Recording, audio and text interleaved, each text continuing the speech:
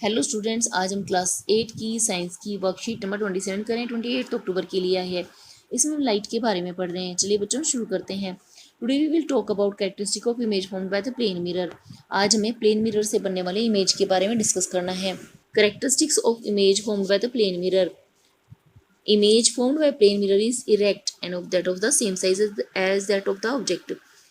जो भी हम इसके सामने ऑब्जेक्ट रखते हैं तो जिस डायरेक्शन में इसका टॉप होता है उसी डायरेक्शन में हमें टॉप मिरर में भी दिखाई देता है, इसीलिए यह इरेक्ट होता है।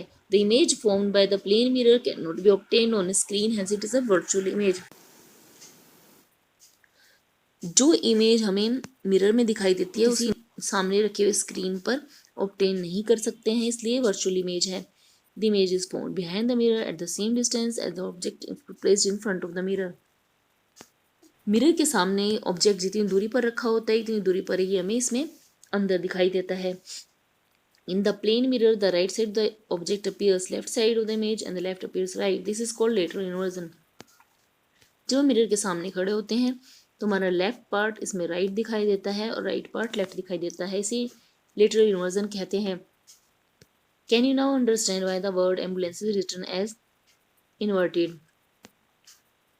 एम्बुलेंस क्यों इन्वर्टेड लेटर्स में लिखा जाता है? इसका कारण है कि इसके आगे जाने वाली गाड़ियों में जो साइड वाले मिरर होते हैं उसमें जब ड्राइवर देखे तो उसे एम्बुलेंस सही तरह से लिखा हुआ दिखाई दे, वो जल्दी से इसको साइड दे दे। Types of reflection. Pinky's mother brought a new steel plate from the market. Pinky noticed that her face was clearly visible in the new plate. She immediately went to the kitchen and started seeing the face in the old plate. The face was clearly visible in the new plate, but not in the old plate. It was blurred. Let's do with different object surfaces given the table and complete it. यहाँ पर एक बच्चे का example दिया है कि उसके घर में नई प्लेट आई तो वह उसमें अपना फेस दिखने लगी तो उसे फेस अपना क्लियर दिखाई दिया। फिर उसने पुरानी प्लेट में देखने के लिए कोशिश की तो वह उसको ब्लर्ड दिखाई दिया। ऐसा किस वजह से हुआ? नई प्लेट की का सरफेस ज़्यादा स्मूथ था जिसमें सारी रेज रिफ्लेक्ट होकर आंखों तक पहुंच पा रही थी।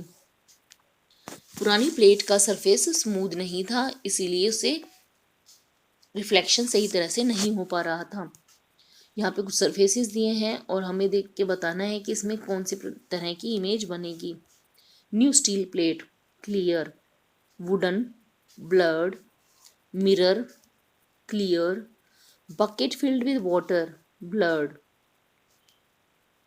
Wall not visible, shiny tiles blurred. अब इससे रिलेटेड कुछ क्वेश्चंस हैं। Now check yourself. Write 4 characteristics of image formed by plane mirror.